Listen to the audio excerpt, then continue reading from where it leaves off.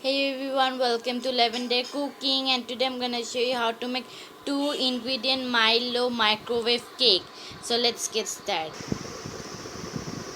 So you'll need 1 tablespoon of milk, quarter cup of Milo, 4 tablespoon of Milo, a mixing bowl and a spoon to mix it.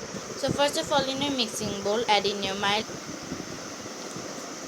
and here 1 tablespoon of milk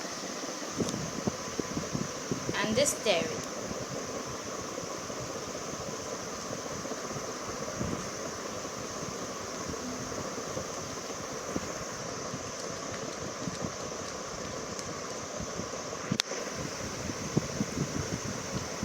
After mixing it nicely, microwave it for 1 minute 30 seconds on 700 watt.